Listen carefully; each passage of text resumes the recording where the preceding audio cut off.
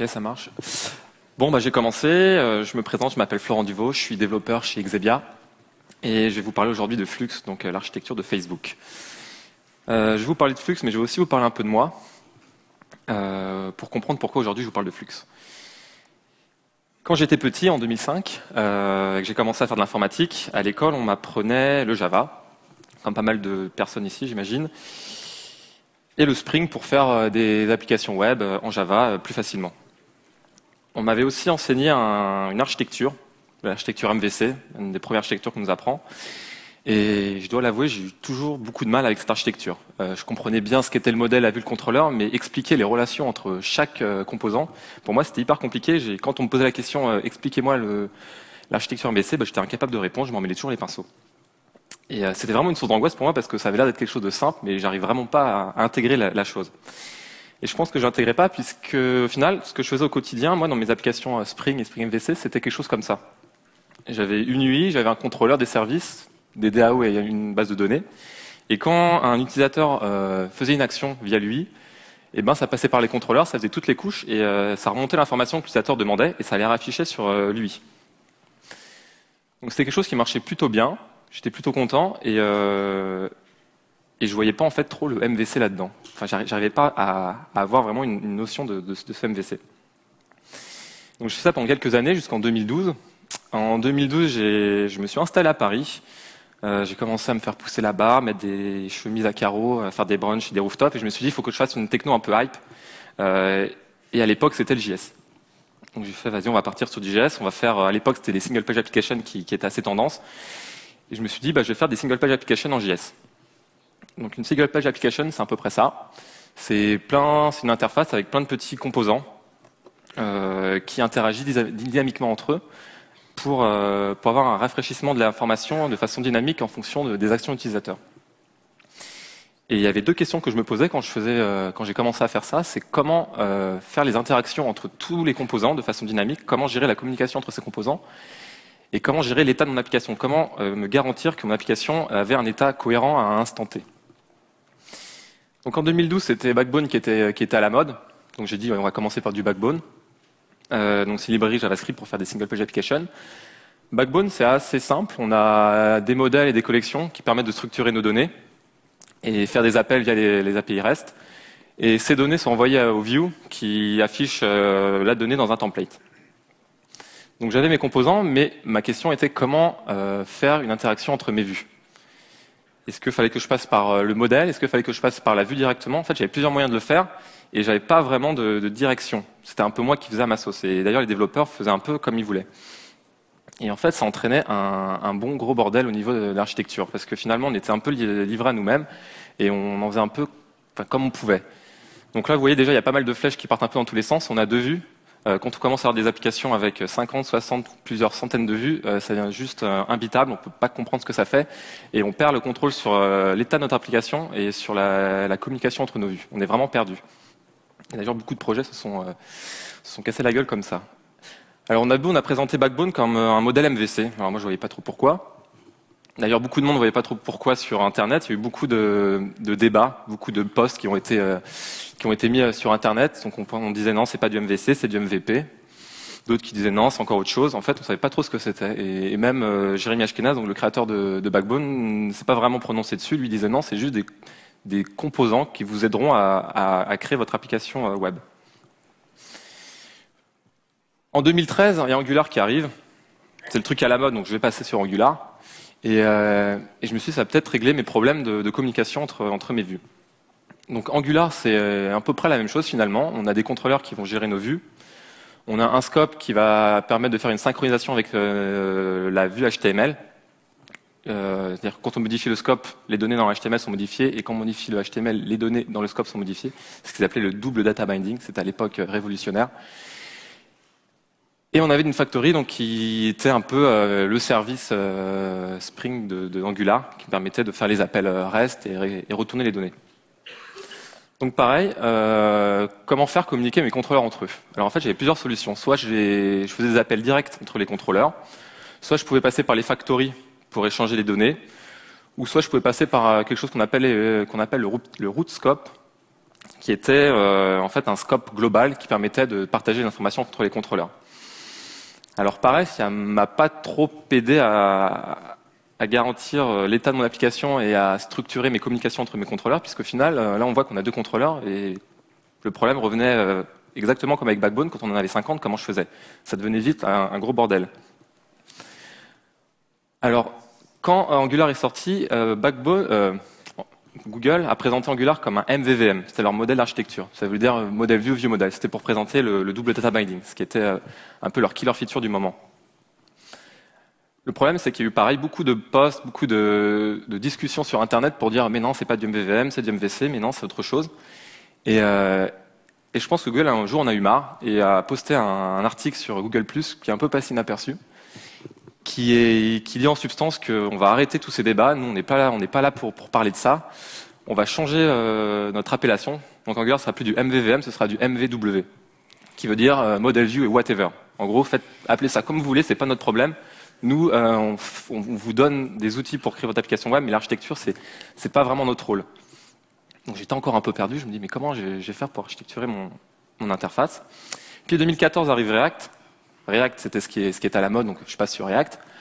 Et React, donc c'est une librairie qui permet de faire des composants, les intégrer dans une page HTML et les afficher, et chaque composant a son petit cycle de vie. Donc c'était plutôt sympa, mais il y avait un problème, c'est que React, ça faisait que ça. C'était vraiment orienté rendering.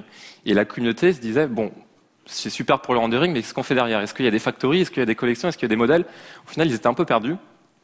Et ils ont demandé à Facebook, mais Facebook, montrez-nous la lumière, donnez-nous la solution. Et du coup, à un moment, Facebook a dit OK, on va vous donner quelque chose. Ils ont posté un message sur la page web de React. Ils ont dit voilà, on va vous proposer quelque chose qu'on va appeler Flux, qui est au final un schéma avec des explications. C'était pas un composant, c'était pas un truc qu'on téléchargeait, c'était vraiment juste un schéma et une ligne directrice pour faire des applications.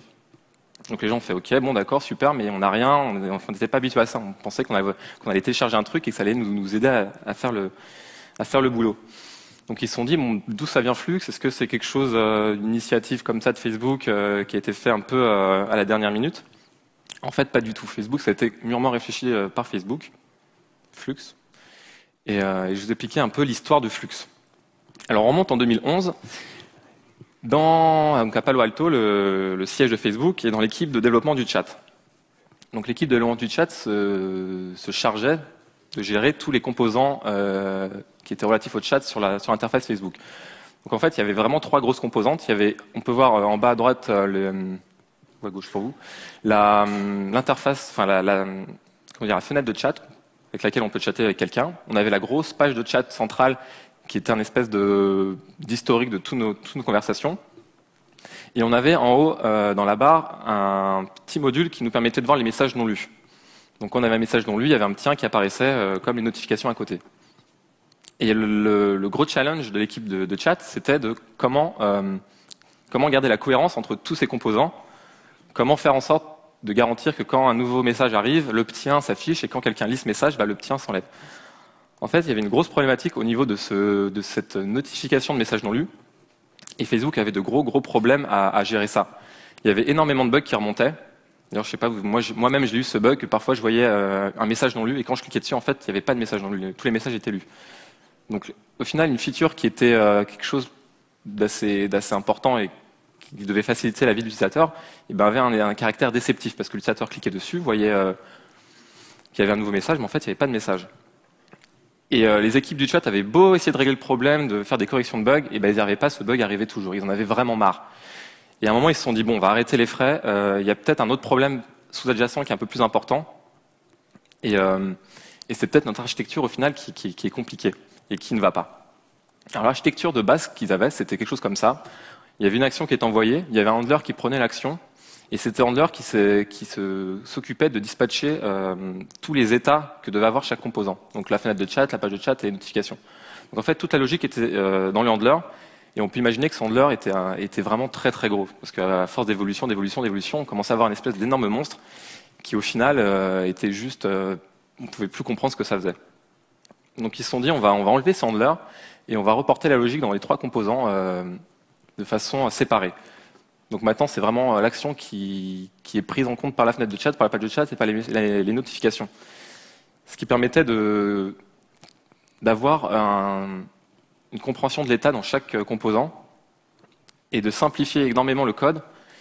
Et chaque composant, après, appelait la vue et rendait l'état à l'instant T on va dire de l'état de l'application. Et quand une nouvelle action arrivait, ça repartait dans chaque composant et le composant savait ce qu'il devait faire avec cette action. Est-ce que quand je reçois Martin a lu un message, eh ben, je décrémente ma liste de messages non lus et quand il y a un nouveau message qui apparaît, ben, je l'incrémente. Donc si on généralise ça, ça donne à peu près ça. On a une action qui envoie un store, qui est envoyé à la vue. Et Facebook a mis un autre composant en place. Facebook a mis un autre composant en place dans Flux qui s'appelle le dispatcher, qui est en fait le goulot d'étranglement des actions. C'est-à-dire que toutes les actions passeront dans le dispatcher et après le dispatcher va se charger de dispatcher toutes les actions au store. Et donc voilà, ça c'est Flux. Au final, c'est juste un petit schéma. Il y a 4 composants et il y a un flow unidirectionnel. On voit que la flèche va toujours dans le même sens. Donc c'est très très simple à lire, c'est très très simple à comprendre et c'est vraiment ce que je recherchais, quelque chose de simple. Le dispatcher peut être considéré comme quelque chose de, comment dire, quelque chose qui va nous embêter dans l'architecture parce que tout doit passer par là et du coup c'est comme une contrainte. Mais en fait, Facebook accepte cette contrainte, se dit oui, on va se mettre cette contrainte-là parce que plus tard ça nous facilite la tâche dans le debug des applications. Dans le sens où quand on a un problème, ben, on va voir directement le dispatcher et on sait ce qui se passe parce que tout passe par là. Donc on a vu l'avantage, c'est quand même quelque chose de très simple. Il y a une séparation vraiment entre les données dans les stores et l'état de la vue qui est dans la vue. Et on a vu, on a des debugs et des tests unitaires simplifiés puisque l'application est quand même mieux découpée. Donc on a vu Flux, c'est un schéma, mais en fait, comment on va l'implémenter? Eh ben, Facebook a proposé un type d'implémentation qui est un type parmi tant d'autres, on verra, et a mis à disposition un dispatcher, juste un dispatcher. Le reste, c'est à nous de s'en occuper, mais au moins, il nous propose déjà un dispatcher. Donc, je vais vous montrer un peu une implémentation de Flux sur une application très très simple. Et on peut voir donc le dispatcher, c'est ni plus ni moins qu'un gestionnaire de catalogue de callback. En fait, lui, il a juste une liste de callbacks on peut enregistrer de nouveaux callbacks avec la fonction register. On peut se désabonner avec la fonction unregister. On peut dispatcher une action via tous les callbacks du register. Donc quand le dispatcher reçoit une action, il va dispatcher à tous les callbacks présents dans le catalogue de callbacks. Et on a une fonction waitFor aussi qui va nous permettre d'ordonnancer les actions des stores si jamais une action provoque des actions dans plusieurs stores et qu'on veut qu'il y ait un ordre bien défini. Donc ça, c'est le dispatcher. Maintenant, je vais vous montrer un cas concret. Une toute petite application qui est comme ça, qui a 2 views. Il y a une view qui est avec un fond vert, une view qui est avec un fond orange. Et l'idée, c'est que quand on rentre le nom d'une nouvelle conférence et qu'on veut créer la conférence, tac, la vue affiche l'information de cette conférence et l'ID de la conférence. C'est très simple. Donc là, on voit qu'il y a une interaction entre 2 vues qui sont complètement séparées. L'action sur l'une provoque une réaction sur l'autre. Donc comment j'ai fait ça? Je vais vous présenter le code. Donc c'est de l'ECMAScript 6. C'est plutôt simple à lire. Donc on a nos imports en haut. Donc on a jQuery, le bon jQuery. On prend le dispatcher de Flux. On prend l'event emitter pour pouvoir donner le comportement de pouvoir envoyer et recevoir des actions dans le store. On va voir plus tard. Et j'ai pris Backbone pour faire les vues. C'est aussi pour vous montrer que finalement Flux, c'est pas pour React, c'est vraiment pour ce qu'on veut, puisque c'est vraiment agnostique au niveau des technologies employées. On a 2 constantes ici qui vont nous servir à gérer les événements et les actions. Donc la première chose qu'on fait, c'est qu'on instancie notre dispatcher et on va créer une action. Donc on a ici DevOpsAction qui est un objet. Et cet objet a une fonction qui s'appelle createConf qui prend un titre. Et en fait, le seul truc que va faire cette action, c'est la dispatcher via le dispatcher. Donc on peut voir qu'on dispatche un objet qui a un type qui est confCreate et qui a un titre, qui a une valeur qui est le titre. C'est juste ça. Après, on a un store qui étend donc EventEmitter, qui va nous permettre d'envoyer et recevoir des événements. Donc c'est une classe. Et au moment où on instancie cette classe, en fait, on va enregistrer le callback de notre store dans le register, dans le dispatcher. Donc en fait, ce qu'on dit, c'est que on va avoir un callback dans le dispatcher, et quand une action est envoyée dans ce callback, et si cette action est de type confCreate, on va faire un createConf, qui est la méthode ici. Et la createConf, ce qu'elle fait, c'est qu'il y a une petite moulinette métier, donc ça peut être des appels serveurs, ça peut être ce qu'on veut. Et une fois que toute sa moulette métier, ces business rules sont exécutés, elle va mettre un événement, donc c'est le this emit, c'est ce event emitter qui fait ça. On va envoyer un événement en disant bon bah voilà, on a créé notre conférence et on va l'envoyer en argument ici en disant que notre conférence c'est un titre et un ID qui est un timestamp.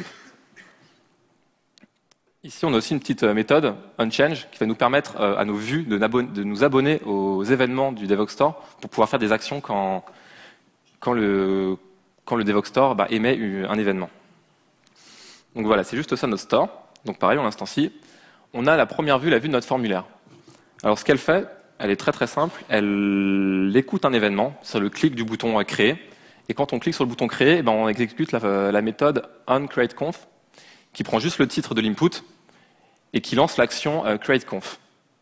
Voilà. Donc là, on a le template. Et en fait, elle fait que ça. Ça veut dire que sa responsabilité à cette vue, c'est juste à l'action utilisateur, on récupère le titre et on envoie l'action de créer. Ni plus ni moins. Après, elle s'en fiche de ce qui se passe, c'est pas sa responsabilité. Là, par contre, de savoir ce qui se passe, c'est la responsabilité du Devoxx Result. Donc c'est la deuxième vue, celle qui va afficher le résultat. Donc ce qu'on fait, c'est une classe au moment de l'instanciation, on va la faire écouter le Devoxx Store. Donc c'est justement le onChange. On va lui dire que dès que le Devoxx Store change, tu vas nous exécuter la méthode showLastConf. Et showLastConf, ce qu'elle fait, c'est juste afficher le titre et l'ID. Donc c'est quelque chose de très très simple. Et on voit que on peut avoir une interaction entre deux vues sans forcément avoir de lien direct.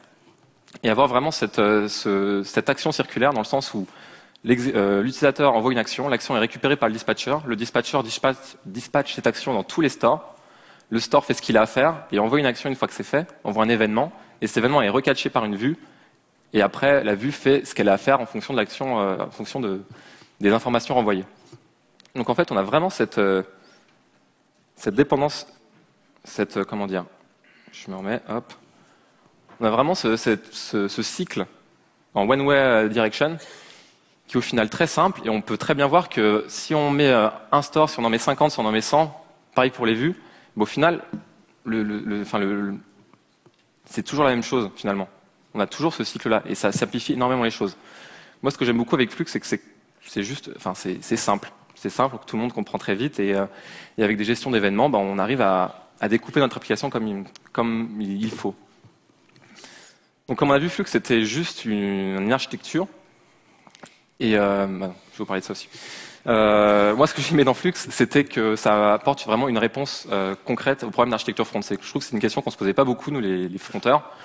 Et là, on a vraiment on commence à parler vraiment architecture côté front, qui est quelque chose qu'on connaît dans le back, mais pas forcément dans le front. Je trouve que c'est aussi bien parce que c'est une réponse qui provient d'un problème concret qu'a rencontré Facebook pour son chat. Donc aujourd'hui, Flux, c'est quelque chose qui est en production chez Facebook. C'est comme ça que le chat marche. Et c'est pas une idée devenue de quelqu'un qui s'est dit, moi j'ai fait une architecture et ça va être comme ça et ça va marcher, ça va être super. Et aussi le fait que ce soit une architecture orientée événement, qui soit complètement générique et customisable, moi qui utilisais déjà les événements pour mes applications, je trouve qu'on va dans la bonne direction. C'est comme ça qu'on peut simplifier en tout cas les communications entre les événements, entre les vues. Donc comme j'ai dit, voilà, Flux, c'est juste une architecture. Donc on voit qu'il y a beaucoup d'implémentations. Il y a beaucoup de frameworks qui voient le jour aujourd'hui, donc il y en a peut-être beaucoup trop. Il y a Reflux.js qui est très utilisé, Fluxor et Tux, qui eux sont basés avec le couple React, parce que React évidemment marche très très bien avec Flux. Et puis il y a des implémentations beaucoup plus génériques qui sont vraiment agnostiques, comme Fluxy et Dolorean, qui permettent vraiment de mettre l'architecture Flux en place. Avec vraiment les technologies qu'on veut. Il y a aussi le fait que chacun peut vraiment interpréter Flux. Par exemple, Reflux.js ne fait pas de dispatcher, a pris le parti de ne pas avoir de dispatcher et d'intégrer le dispatcher directement dans les actions. Donc ça fait une architecture un peu différente, mais on va dire que la philosophie du one-way direction, elle est toujours là. Et c'est vraiment ça qui est important. Donc voilà, moi, Flux, en tout cas, ça a permis de corriger mes problèmes et toutes les questions que je me posais avec mes vues. Et si vous avez aussi des problèmes dans vos projets, je vous conseille de jeter un coup d'œil sur Flux pour voir comment ça se passe. Et j'espère que ça répondra à vos questions. Voilà, j'ai fini, merci.